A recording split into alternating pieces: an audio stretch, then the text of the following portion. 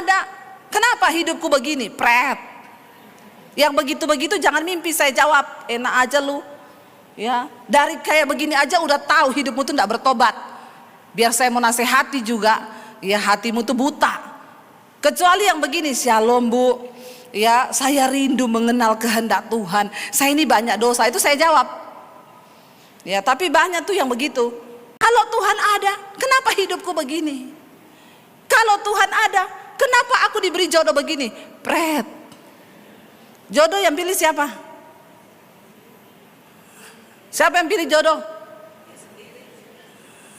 Berarti nasibmu enak aja salahin Tuhan. Saya paling jengkel loh kalau ada orang nyalahin Tuhan. Jangan merasa aman saudara ya. Hari-hari ini jangan merasa aman, tapi mari kita berjaga-jaga. Ya, saya percaya saudara, ini dunia tidak semakin baik. Ya, ini dunia tidak semakin baik. Ya, semua bisa terjadi kapanpun, bisa terjadi sesuatu. Mari kita sungguh-sungguh berjaga di dalam iman. Tuhan gak pernah lihat berapa banyak kejahatan yang kita buat. Selama kita masih ada sampai hari ini, itu berarti murkanya belum menyala atas kita. Mari kita merendahkan diri, kita berdoa dan kita bertobat dan bilang, Tuhan ampuni kami. Mengoyakkan pakaian itu tanda menyesal. Tidak ada dosa yang tidak sanggup diampuni oleh Tuhan saudara, kecuali menghujat Roh Kudus. Mari renungkan kasih Tuhan dalam hidup kita saudara. Kalau sampai tahun ini kita masih ada, semua karena anugerah Tuhan. Syukuri keadaan kita hari ini. Mari kita bertanya kepada Tuhan. Bapa, ajar kami melakukan kehendak-Mu. Bahwa kami melakukan kehendak-Mu pada zaman kami. Supaya satu saat ketika kami menghadap Tuhan, Engkau dapati kami setia Tuhan. Kami tahu itu artinya dunia ini semakin tua. Hari-hari ini adalah hari-hari di mana kami harus terus berjaga-jaga di dalam iman kami kepada Tuhan. Biar kami berpacu Tuhan dengan waktu, agar kami dapat menyelesaikan semua kehendak Tuhan di masa-masa hidup kami. Terima kasih buat malam ini Bapa, kami ada sebagaimana kami ada. Semua karena anugerah Tuhan. Kami mau menyelesaikan setiap perjuangan pertandingan hidup kami. Kami mau menyelesaikan setiap rencana Tuhan atas hidup kami. Terima kasih Tuhan. Perlengkapi dan bekali kami dengan firman Tuhan, untuk kami menjalani 11 bulan ke depan yang masih tersisa di tahun ini. Agar kami tidak menyia-nyiakan Tuhan setiap waktu yang Tuhan berikan bagi kami. Sehingga satu saat ketika kami dipanggil Tuhan, dengan penuh sukacita kami boleh mengatakan, kami menyelesaikan setiap tanggung jawab yang Tuhan berikan. Dan kami menerima mahkota kehidupan yang dijanjikan oleh Tuhan kepada kami. Urapi setiap kami, urapi hamba-Mu yang tidak ada apa-apanya Tuhan. Kami berdoa mengucap syukur, menyerahkan hidup kami ke dalam tangan Tuhan. Di dalam nama Yesus yang percaya Tuhan di tengah kita memberkati kita, katakan bersama.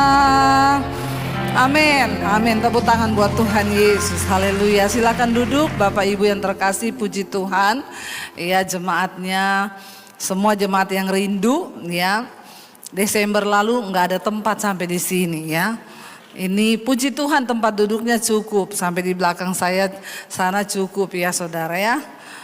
Ya, saudara, kita mengucap syukur jemaat Mesbah Doa kemarin peresmian sekolah misi. Tepuk tangan buat Tuhan Yesus ya. Itu hadiah yang paling luar biasa yang Tuhan berikan saudara, dan saya bersyukur. Mungkin videonya nanti ditayangkan di akhir atau sekarang boleh? Boleh sekarang aja kita lihat ya saudara. Ini hasil doa-doa saudara. pergumulan kita bersama, visi yang Tuhan berikan. Dalam hidup kami yaitu keselamatan. Terima kasih buat karya-Mu yang besar atas hidup kami Tuhan. Itu adalah mujizat yang sangat luar biasa. Karena itu kami mau tetap berharap kepada-Mu Yesus Tuhan. Mujizat-Mu masih terjadi tiap hari, selalu terjadi. Mujizat-Mu masih terjadi setiap hari, selalu terjadi.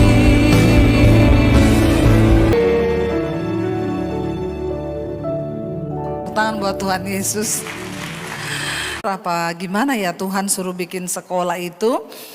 Tapi satu ya, tujuan Tuhan saya percaya bahwa seperti yang sudah saya share, Tuhan berkata bahwa persiapkan penuai.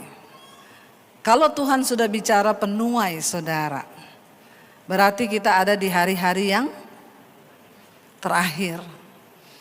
Ya, saya tidak mendapat visi buka gereja.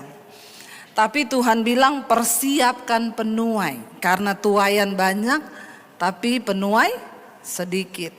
Tapi saya berdoa yang datang malam ini semua jadi penuai. Walaupun tidak usah masuk sekolah misi toh. Ya, tapi semua sudah belajar di mesbah doa setiap malam kan.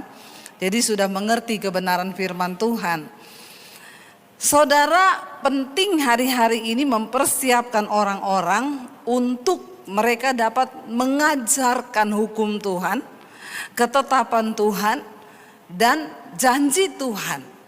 Kenapa saudara? Karena tanpa hukum Tuhan, manusia itu hidupnya pasti tersesat. Kita tahu bersama kenapa Tuhan memberikan hukum Taurat kepada Musa. Supaya manusia itu hidupnya terarah. Ya. Tadi di toilet ada satu orang ibu yang tanya sama saya, Bu, ketetapan Tuhan itu maksudnya apa ya? Apakah ya Tuhan sudah menetapkan kita jadi dokter, kita harus jadi dokter, kalau nggak jadi dokter hidup kita nggak bahagia? Saya bilang bukan itu, ketetapan Tuhan itu berbicara tentang jalan Tuhan yang sudah ditentukan, kamu tuh harus lewati jalan ini. Kalau kamu berbelok ke sana, ya tanggung sendiri akibatnya. Karena di hidup ini kita nggak tahu. Bangsa Israel ketika Tuhan mau bawa mereka keluar dari Mesir, ada jalan yang lebih dekat, yaitu melalui jalan negeri orang Filistin. Tapi Tuhan bilang, Tuhan itu tahu begini, kalau mereka aku bawa melewati jalan ini, di depan nanti mereka akan dihadang oleh orang Filistin. Pasti mereka menjadi takut lalu mereka balik lagi ke Mesir. Makanya Tuhan bilang, aku akan bawa bangsa ini berputar melewati padang gurun. Ya. Tapi itu pun gak terlalu lama. Yang bikin lama adalah karena bangsa Israel bersungut-sungut. Ya. Jadi Tuhan yang paling tahu jalan yang terbaik buat saudara dan saya. Makanya jangan suka bikin jalan. Ya, ingat Tuhan sama manusia beda tipis. Tuhan maha tahu, manusia sok. Bilang kanan kirimu, jangan sok tahu kau. Ya, jangan sok tahu kau. Saudara, hari ini saya pengen kita belajar, pembahasan kita di mesbah doa sudah sampai di mana? Oh, pintar semua ya. Yang bisa jawab nanti ambil sepeda di bawah. Nggak tahu sepedanya siapa, pokoknya ambil saja di bawah, ada itu sepeda ya. Saudara, 2 Raja-Raja pasal 25 sekarang. Tapi saya pengen baca, kemarin ada yang saya baca sangat memberkati. Dari 2 Raja-Raja pasal 22. Di sana tentang hukum Taurat ditemukan. Ketika Raja Hizkia naik menjadi raja di Yehuda, dia menyuruh untuk rumah Tuhan itu direnovasi. Ya, karena selama ini tidak pernah direnovasi. Dia kumpulkan semua tukang-tukang, lalu diperbaikilah rumah Tuhan. Ya, ketika rumah Tuhan diperbaiki, ya, pada waktu itu yang menjadi imam di situ adalah Hilkia, Imam Hilkia. Dan saudara, ketika direnov bait, ya, rumah Tuhan itu, ternyata Hilkia menemukan kitab Taurat dari zaman Musa yang selama ini hilang. Jadi kitab itu kan ditulis Tuhan, ada hukum-hukum yang harus dipenuhi oleh bangsa Israel supaya hidup mereka beruntung, supaya perjalanan mereka baik. Tuhan bilang, ajarkan kitab ini turun-temurun kepada anak-anakmu. Ini adalah tentang hukumku, perintahku, dan ketetapanku. Tapi mulai dari raja-raja Israel, ternyata kitab itu hilang. Bahkan kita tahu bersama, raja-raja Israel itu banyak raja-raja yang jahat semua. Yang baik itu hanya sedikit. Makanya selalu dikatakan, ya, ini menjadi raja, Ahaz menjadi raja, dia melakukan yang jahat. Ya, melakukan yang jahat. Kalau saudara baca kitab raja-raja, hampir semuanya melakukan yang jahat di mata Tuhan. Jadi mereka nggak peduli lagi dengan kitab Taurat itu. Mereka tidak mengajarkan kepada anak cucu mereka.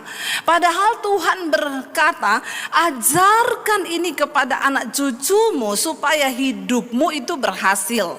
Tapi karena bangsa Israel, mereka memilih untuk mengikuti dosa, mereka memilih untuk mencari kesenangan hati mereka, mereka tidak mengajarkan. Sehingga bangsa itu jatuh ke tangan bangsa-bangsa lain. Mereka dikuasai oleh orang Aram, orang Kasdim, bahkan Asyur.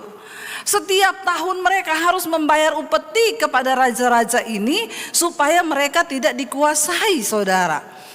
Lalu ketika Yosia menjadi raja, ya, dia suruh pugar, ketemu kitab Taurat itu. Waktu disampaikan kepada kepada Yosia bahwa mereka menemukan kitab Taurat ini, apa saudara yang dia lakukan? Coba kita lihat, ya, karena Yosia adalah raja yang melakukan apa yang benar di mata Tuhan.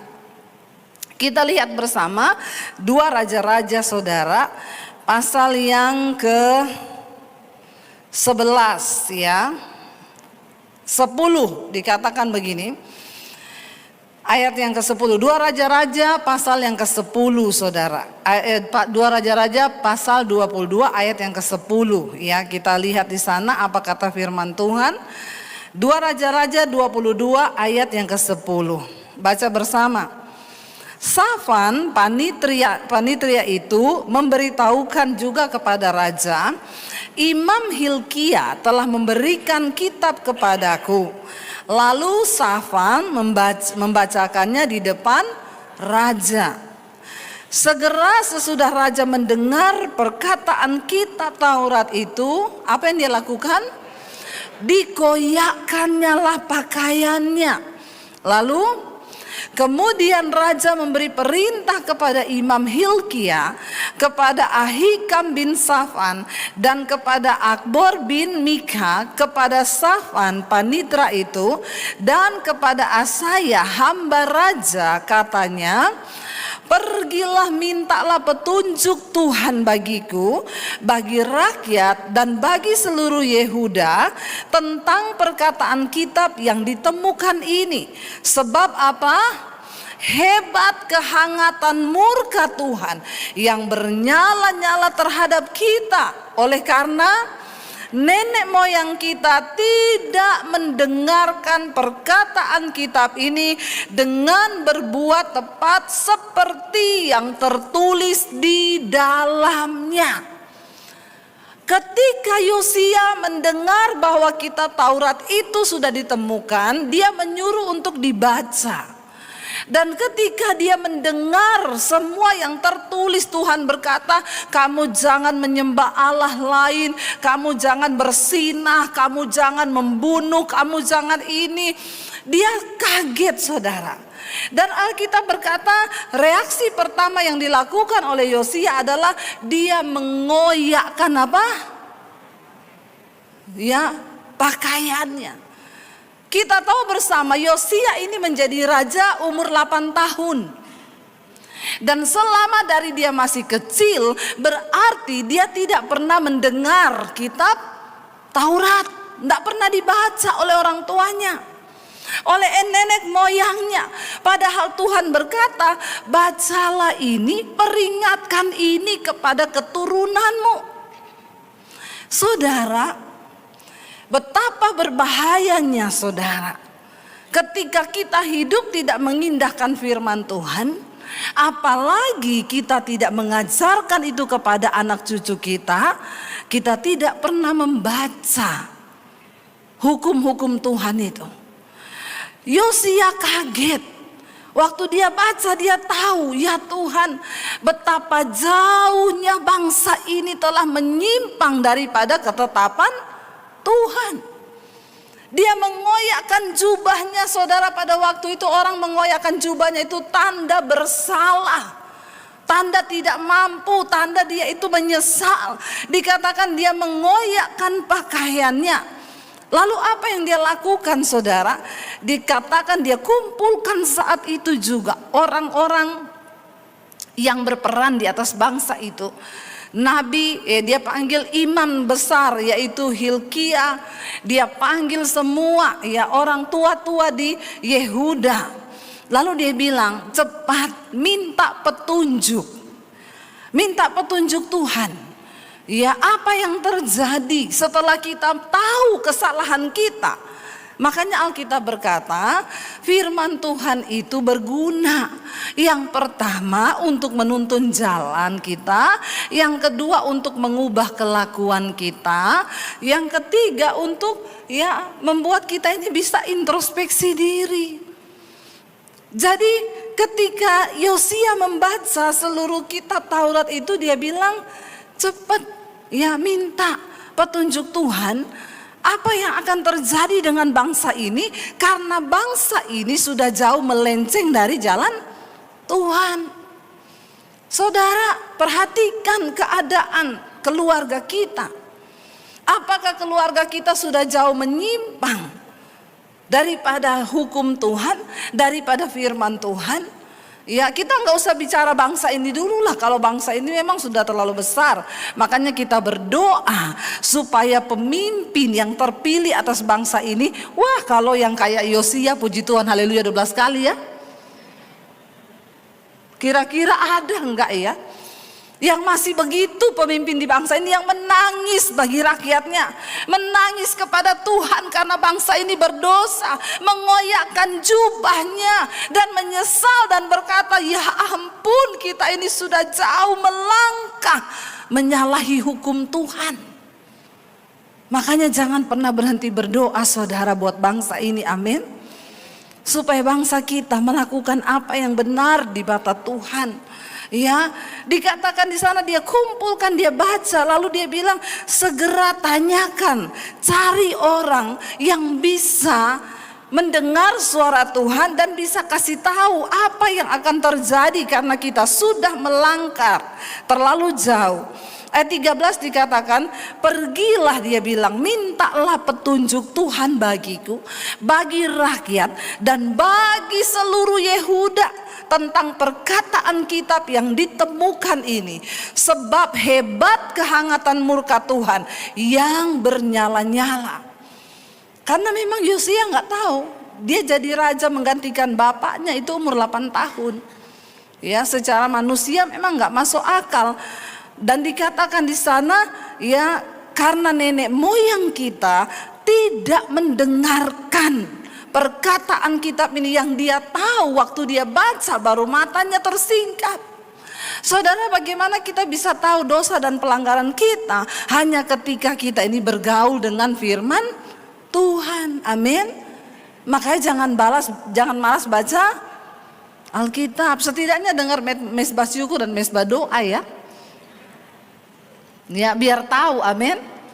Iya, jangan lupa bagikan, share sama orang-orang.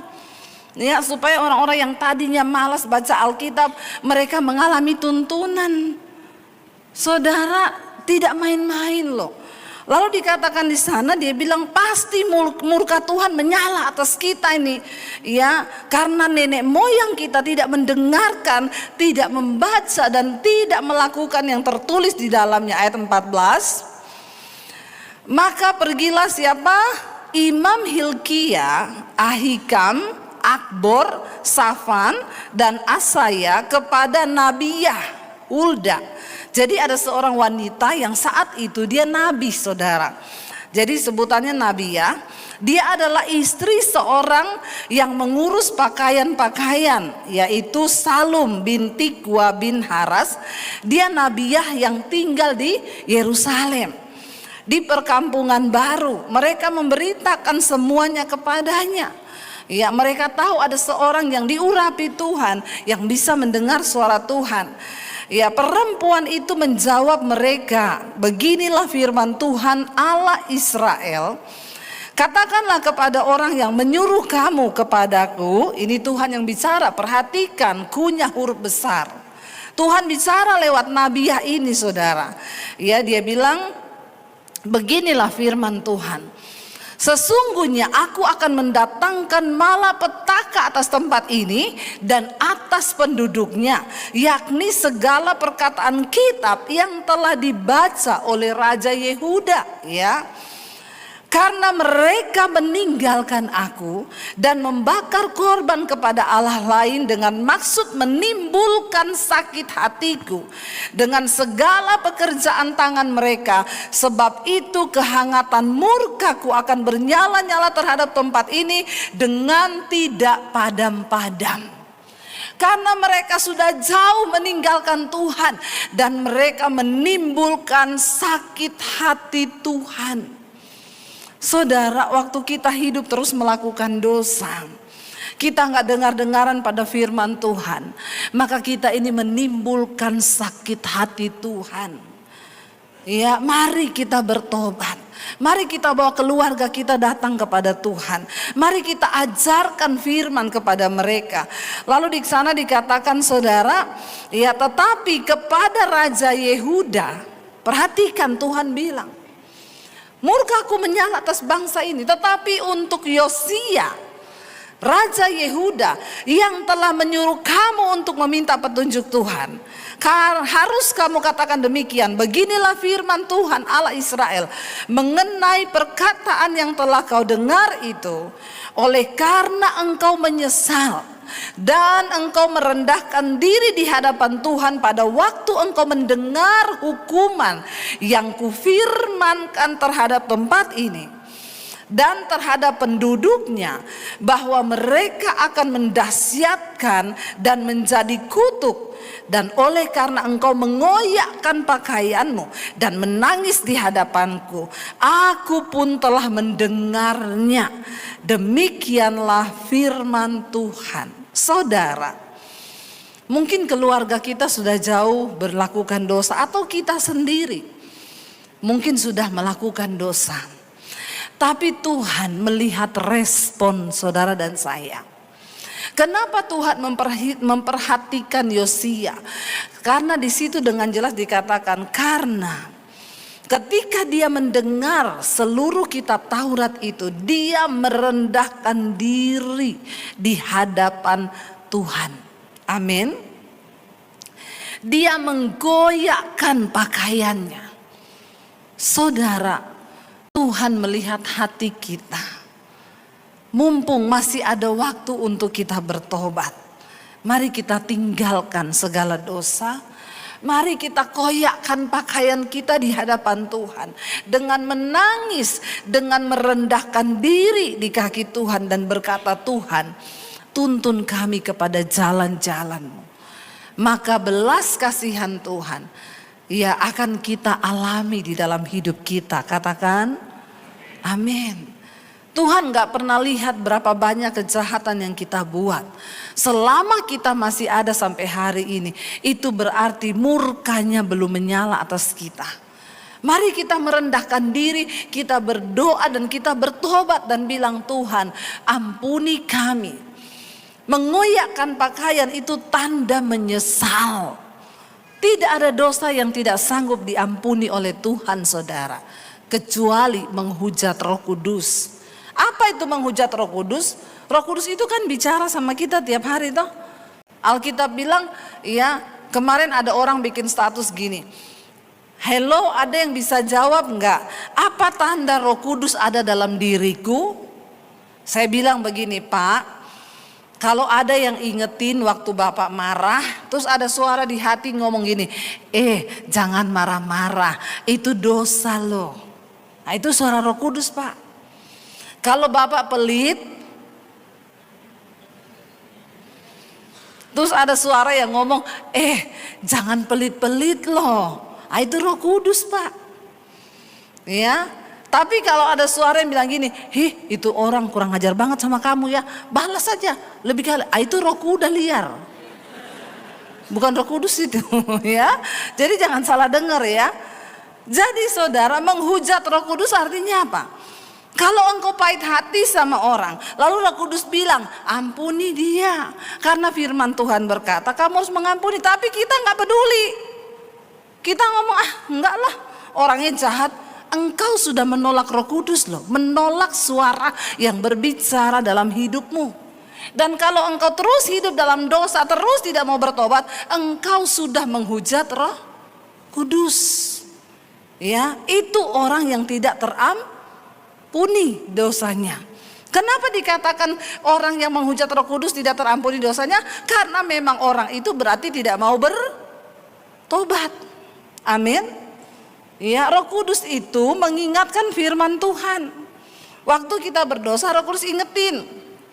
Saudara berantem sama suami, marah, ngambek, terus ada suara yang bilang, nggak usah marah-marah sama suamimu, ampuni, sudah bertobat, jangan marah, tinggalkan panas hati. Tapi kita marah terus, ya, nggak peduli, ya, saya pokoknya mau marah. Nah, itu saudara, engkau menghujat Roh Kudus yang berbicara. Makanya jangan menolak suara Roh Kudus selama ia masih berbicara kepadamu. Buka hatimu, terima.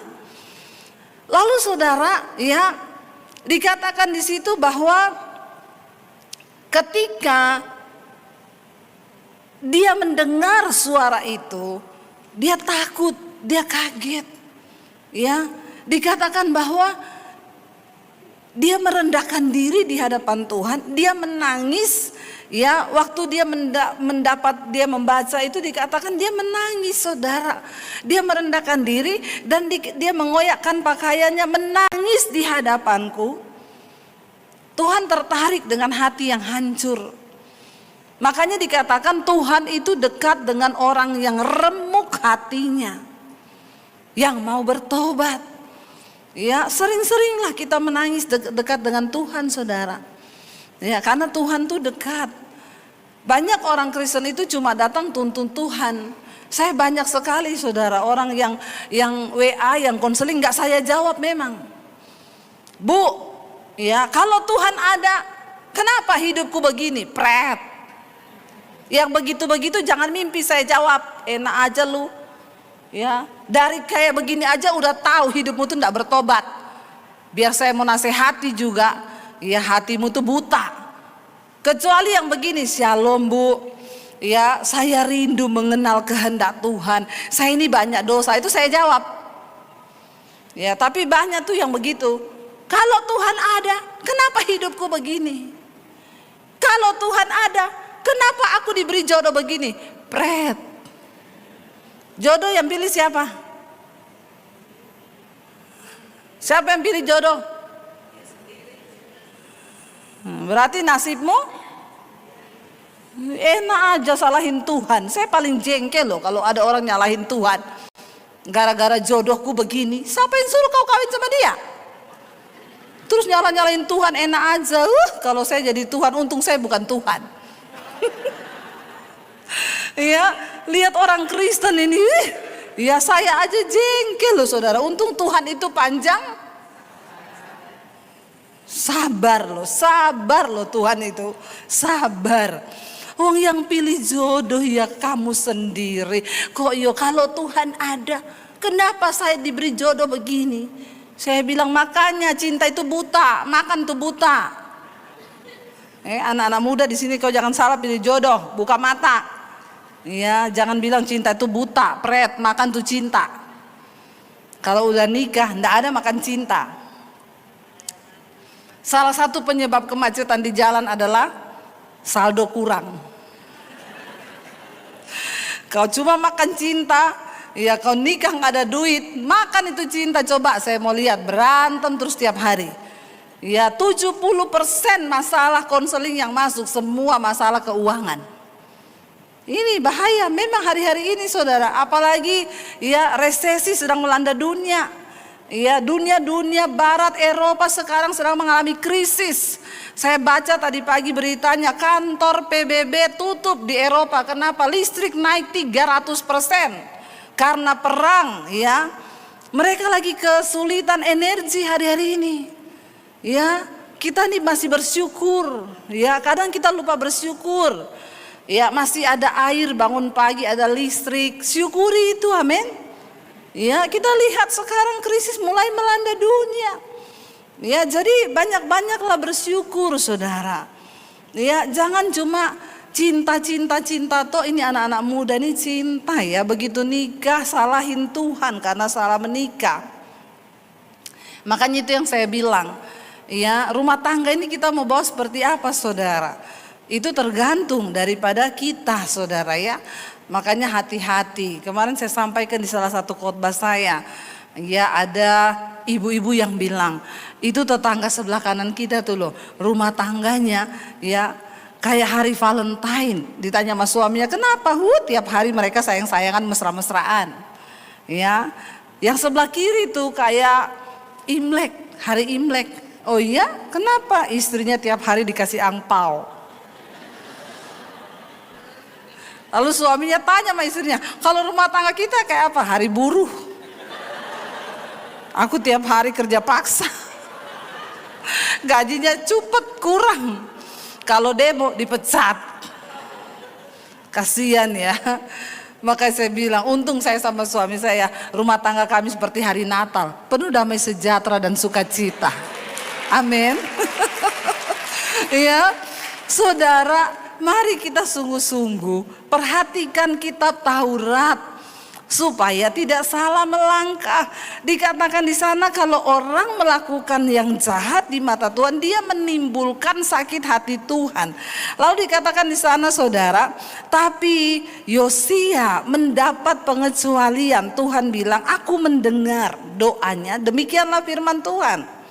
Lalu ayat yang berikutnya, sebab itu baca bersama, sesungguhnya aku akan mengumpulkan engkau kepada nenek moyangmu, dan engkau akan dikebumikan ke dalam kuburmu dengan damai, dan matamu tidak akan melihat segala malapetaka yang akan kudatangkan atas tempat ini. Lalu mereka menyampaikan itu kepada raja. Jadi Tuhan berfirman, karena Yosia merendahkan hati bertobat, malapetaka tetap datang saudara. Karena memang bangsa itu tidak bertobat. Yang bertobat hanya Yosia. Tapi Tuhan bilang dia tidak akan melihat. Dia akan mati dulu. Setelah dia mati, barulah Tuhan akan mendatangkan malapetaka atas bangsa itu. Kita lihat saudara ya, 2 Raja-Raja pasal 23 saudara. Lalu apa yang dilakukan oleh Yosia ketika dia mendengar itu? 2 Raja-Raja 23. Sesudah itu ya, Raja Yosia itu menyuruh orang mengumpulkan semua tua-tua Yehuda dan Yerusalem. Dia nggak diam saja. Dia tahu akan ada malapetaka besar yang datang atas bangsa itu. Kemudian apa? Pergilah raja ke rumah Tuhan, dan bersama-sama dia semua orang Yehuda dan semua penduduk Yerusalem, para imam dan para nabi dan seluruh orang awam, dari yang kecil sampai yang besar. Dan dengan didengar mereka, ia membacakan segala perkataan dari kitab perjanjian yang ditemukan di rumah Tuhan itu. Satu hal, Yosia tahu bahwa penghukuman akan datang, murka Tuhan akan datang atas bangsa itu. Tapi dia tidak mau salah di hadapan Tuhan. Tuhan bilang begini saudara, kalau ada orang melakukan dosa, lalu kamu tegur orang itu, kamu kasih tahu jalan kebenaran, dia bertobat, dia kembali kepada Tuhan, dia selamat, dan kamu bebas dari tuntutan karena kamu kasih tahu dia.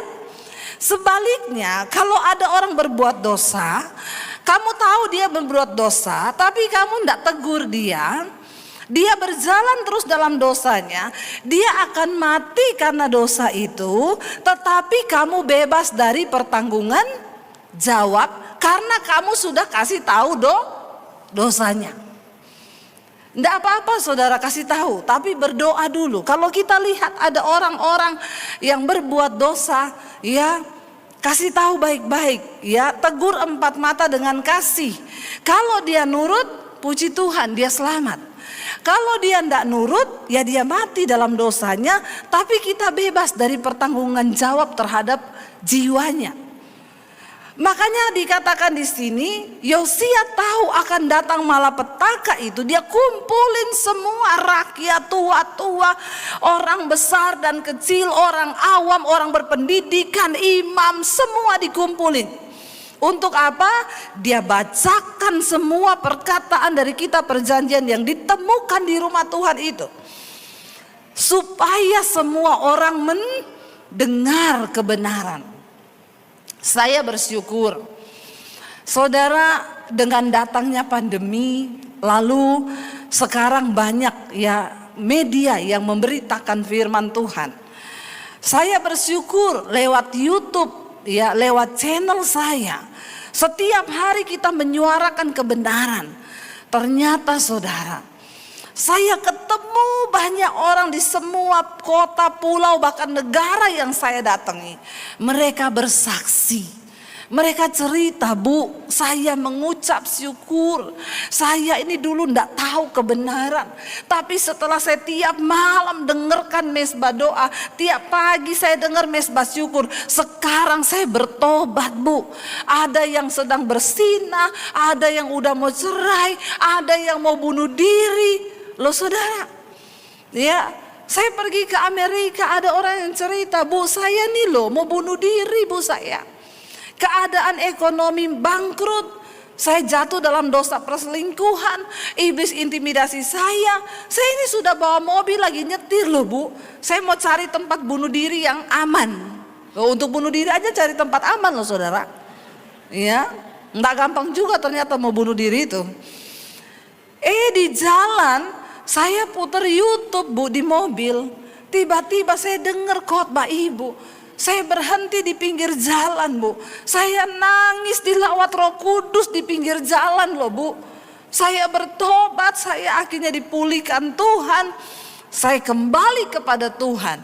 Loh saudara, ya saya percaya pandemi kemarin adalah salah satu tanda bahwa kedatangan Tuhan sudah sangat dekat. Makanya adanya media ini sampai di seluruh penjuru bumi. Ingat loh, Yesus bilang tanda kedatangan Tuhan yang pertama itu akan ada kesusahan, yang kedua perang. Sekarang perang udah terjadi terus kan. Yang ketiga Tuhan bilang itu semua belum kesudahannya, sampai apa? Injil kerajaan ini sudah diberitakan dulu.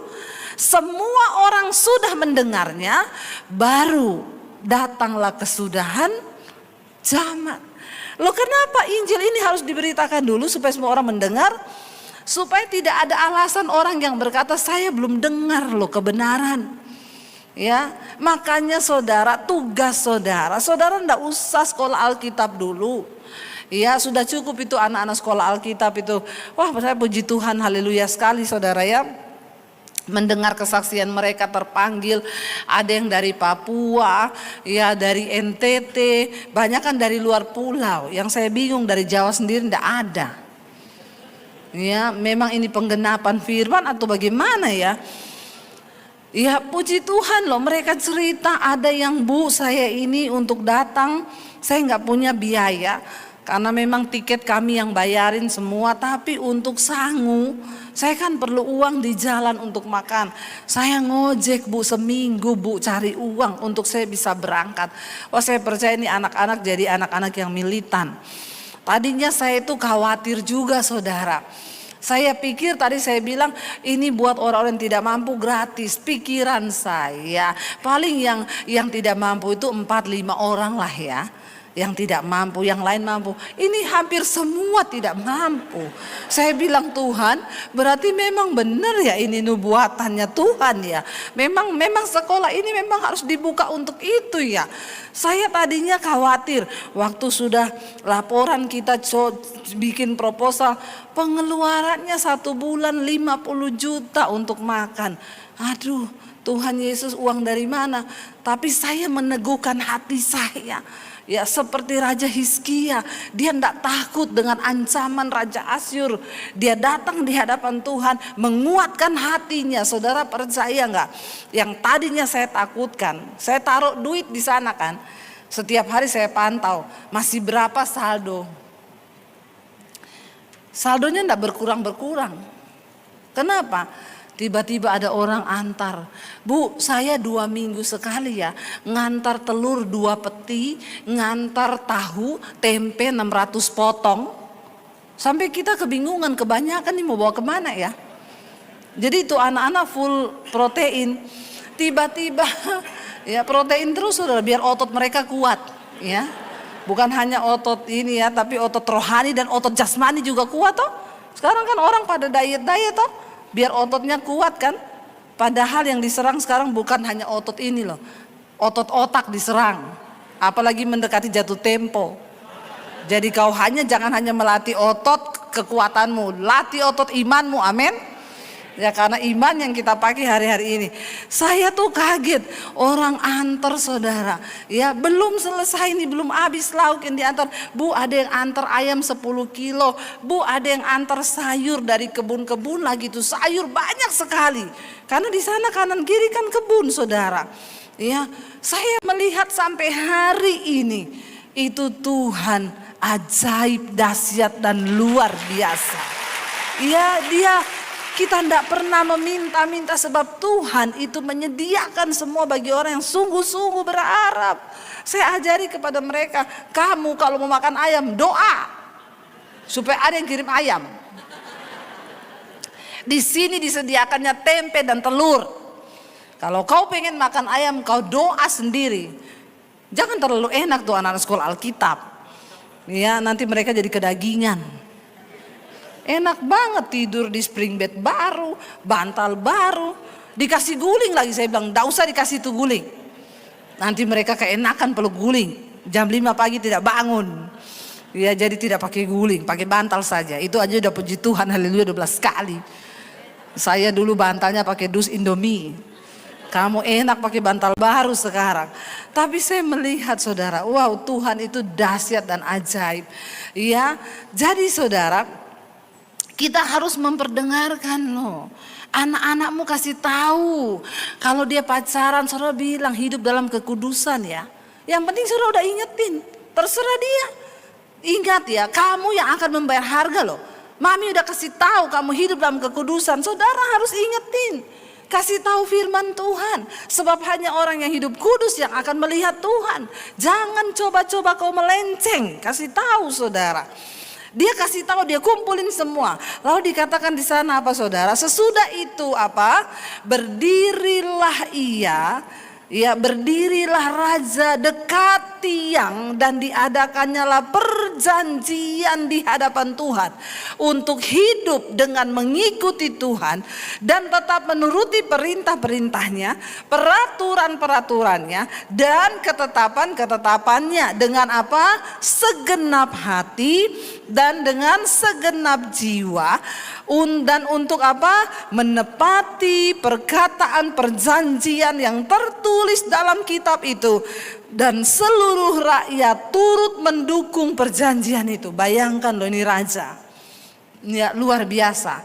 Nanti besok kalau saya terpilih jadi presiden, saya akan adakan ini. Semua bikin perjanjian di hadapan Tuhan, mau hidup mengikuti kebenaran, tidak ada yang selingkuh, ya tidak ada yang melakukan dosa, semua menghormati Tuhan. Wow, luar biasa nggak saudara? Jadi saudara setuju saya paslon nomor 4? Pret. Ya, kok kayak orang kampanye ya saudara? Tenang saja, siapapun yang nanti kalau saya yang terpilih, saudara sekolah gratis di Bandungan. Nggak usah terpilih sekarang juga sudah gratis saudara ya. Jadi dia loh luar biasa raja ini. Dia mengikat perjanjian dengan seluruh rakyat, dengan Tuhan loh. Memang itu yang dilakukan Musa dulu. Tapi sayangnya raja-raja Israel tidak lagi mengulang. Tuhan bilang selalu ulangi ini perjanjian ini. Tuliskan itu di rumah-rumahmu. Tuliskan itu di loh-loh batu. Supaya anak-anakmu membaca dan mendengar. Tapi itu sudah hilang saudara. Dan Yosia memperbaharui itu. Lalu dikatakan di sana saudara, raja memberi perintah kepada imam besar Hilkia dan kepada para imam tingkat 2 dan kepada para penjaga pintu untuk mengeluarkan dari bait Tuhan segala perkakas yang telah dibuat untuk Baal dan Asyera. Kita tahu raja-raja sebelumnya mereka menyembah dewa-dewa, mereka membawa mesbah-mesbah penyembahan berhala di dalam rumah Tuhan. Jadi ketika Yosia naik menjadi raja, dia tahu hukum-hukum itu, lalu dia membawa keluar semua perkakas untuk Baal, Dewi Asyera, dan untuk segala tentara langit. Lalu dibakarnyalah semua itu di luar kota Yerusalem, di padang-padang Kidron, dan diangkutnyalah abunya ke Betel. Bahkan bukan hanya itu, ia memberhentikan apa? Para imam dewa asing yang telah diangkat oleh raja-raja Yehuda untuk membakar korban di bukit pengorbanan di kota-kota Yehuda dan di sekitar Yerusalem. Juga orang-orang yang membakar korban untuk Baal, untuk dewa-dewa matahari, dewa bulan, untuk rasi-rasi bintang, dan untuk segenap tentara langit. Bayangkan loh, ada imam-imam palsu juga. Ya, dibawanyalah tiang-tiang berhala dari rumah Tuhan keluar kota Yerusalem ke sungai Kidron, lalu dibakarnyalah di situ dan ditumbuknya halus-halus menjadi abu, kemudian dicampakkannya abunya ke atas kuburan rakyat jelata. Saudara lihat, ya, betapa jauhnya bangsa ini telah jatuh.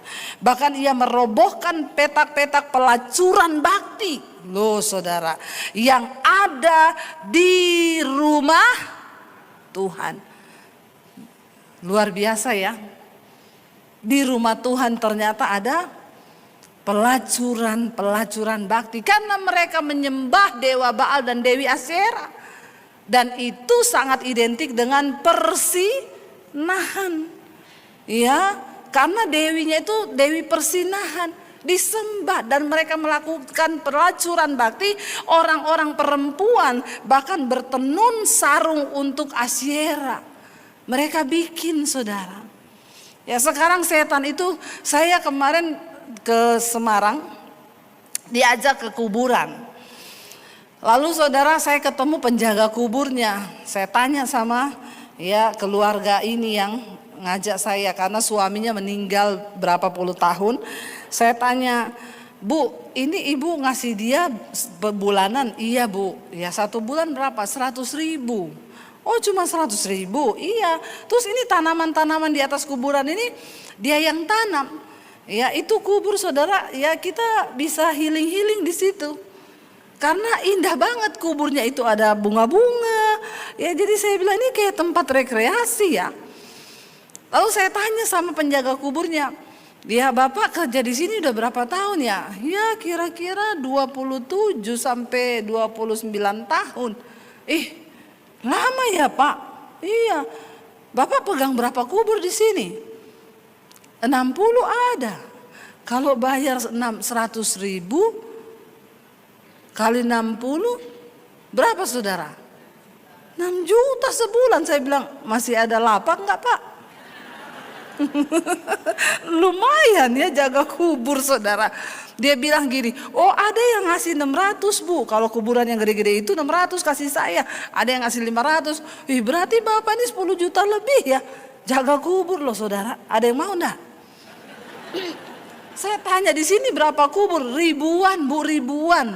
Berarti masih banyak itu ya lapangan pekerjaannya. Iya, lalu dia bilang gini, tapi sekarang di sini sudah sempit Bu, ndak ada lagi. Ya saya bilang bagaimana mau ada lagi di sini apa? Lahan kuburan penuh di situ sudah ndak ada.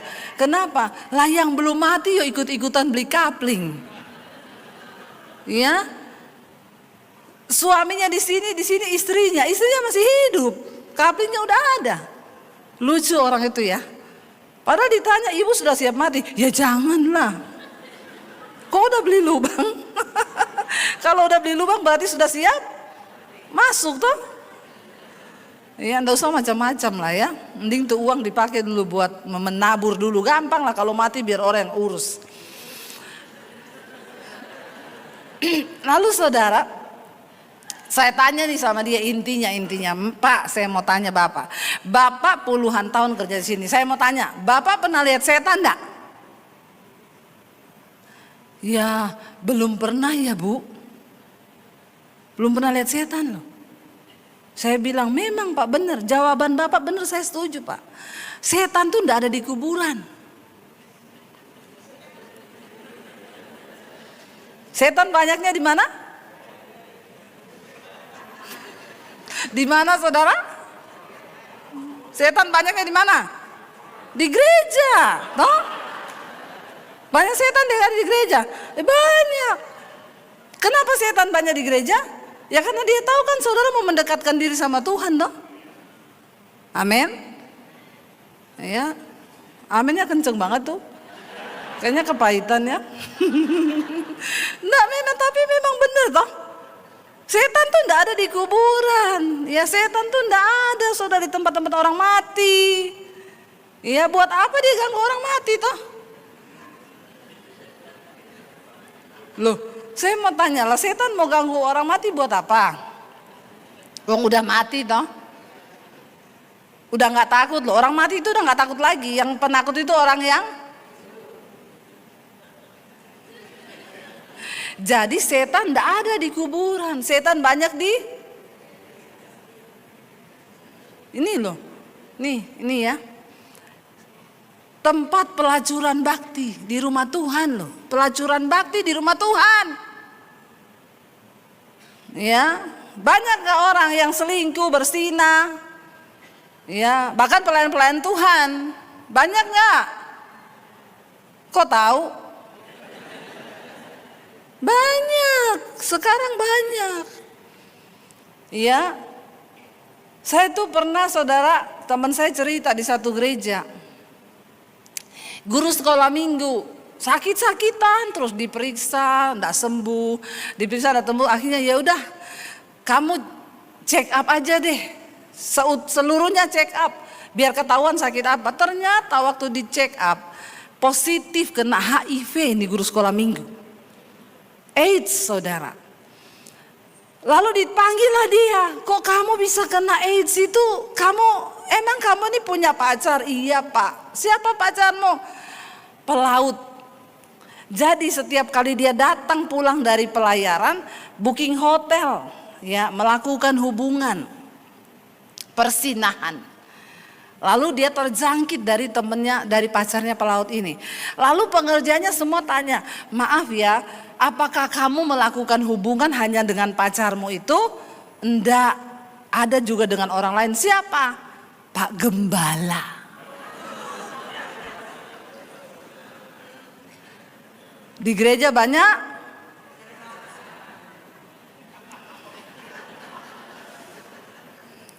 ya, guru sekolah minggu dirasuk setan. Setannya pindah ke bapak.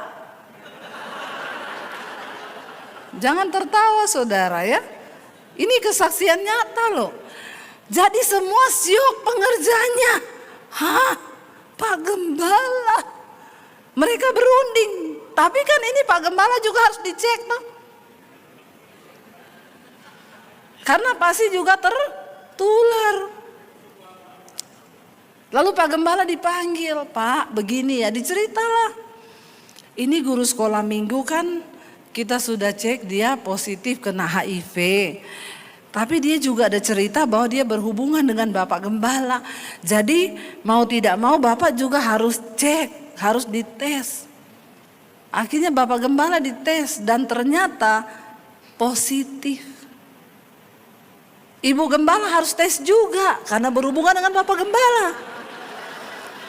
Loh, ya iya toh, Ibu Gembala dites, puji Tuhan. Karena Pak Gembala sudah dengan guru sekolah minggu.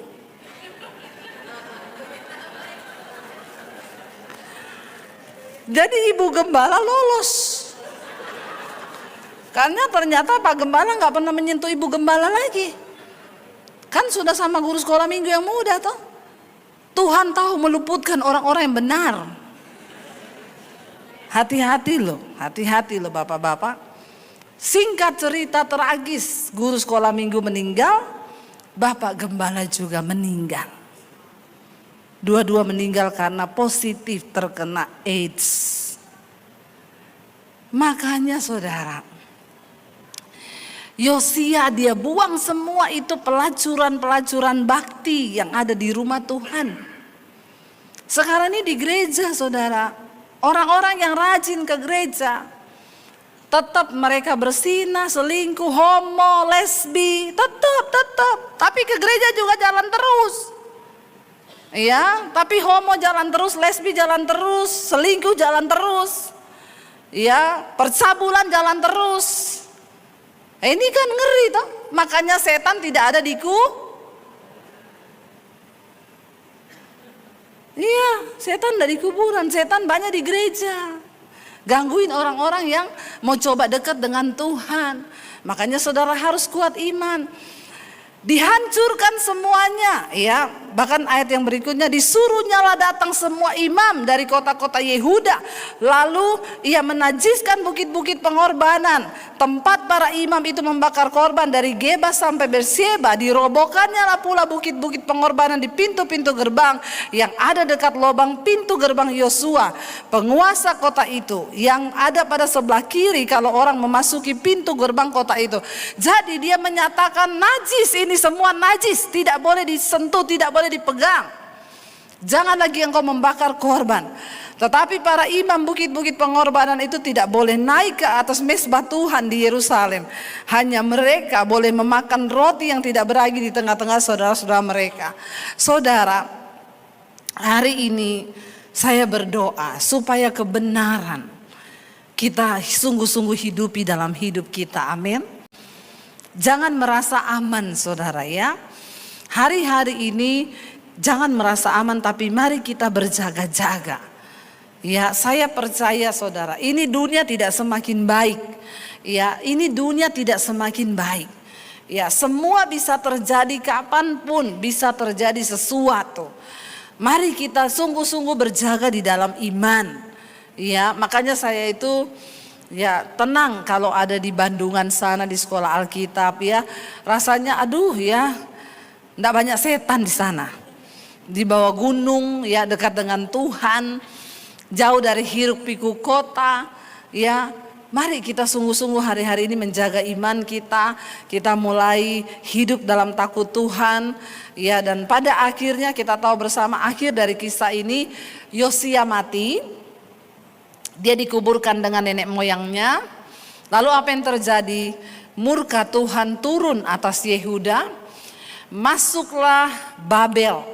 Ya, pada waktu itu Babel menaklukkan Mesir dan menaklukkan Asyur yang sudah menekan Yehuda dan Israel.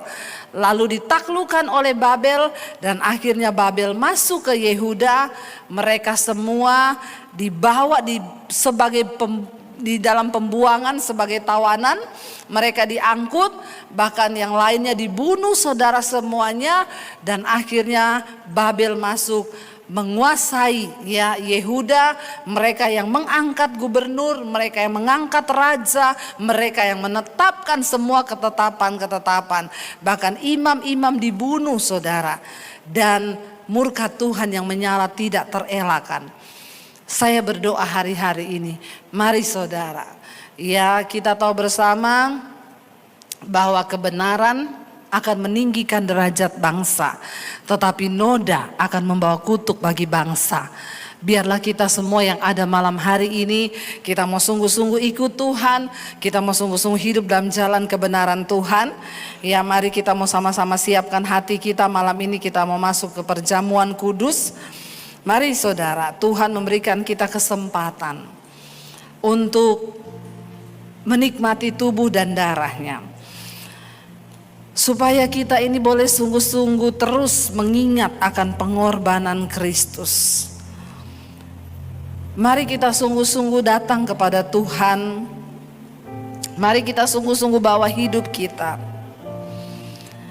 Mari kita sungguh-sungguh menghormati Tuhan dan berkata, Tuhan, kami mau hidup berdasarkan ketetapan dan peraturan yang sudah Tuhan tetapkan bagi kami. Mari bangkit berdiri bersama, persiapkan perjamuan roti dan anggur di tanganmu saudara. Kalau ada saudara yang belum mendapatkan, saudara bisa menghubungi para pengerja di belakang. Perjamuan kudus adalah satu sakramen sakral. Sebelum kita memakan dan menerimanya, mari kita sungguh-sungguh introspeksi diri di hadapan Tuhan. Semua tutup mata, ingat akan dosa, pelanggaranmu. Bahkan mungkin engkau juga berdiri hari ini untuk anakmu, untuk istri, untuk suami, untuk orang tuamu yang belum bertobat. Ingat, darah ini pun tercurah untuk mereka. Engkau cukup bilang, Tuhan, aku percaya Engkau juga mati bagi anak-anakku. Engkau juga mati bagi keluargaku yang belum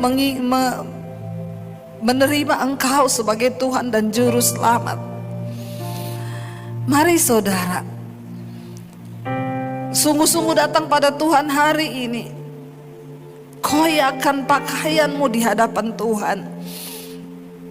Koyakkan hatimu, kata Tuhan. Biarlah pertobatan sungguh-sungguh ada dalam hidup kita hari ini. Saya beri saudara waktu beberapa saat untuk datang kepada Tuhan. Akui setiap perbuatan kita di hadapan Tuhan dan jangan lagi bermain-main dengan Tuhan.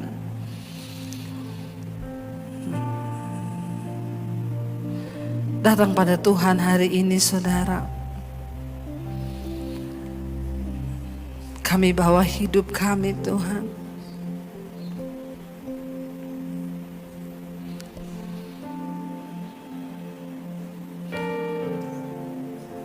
Jika bukan karena kematian-Mu Tuhan, kami tidak akan mendapatkan pengampunan. Apa arti hidup kami? Biar kita bilang di hadapan Tuhan, salib-Mu membuka mata kami Tuhan.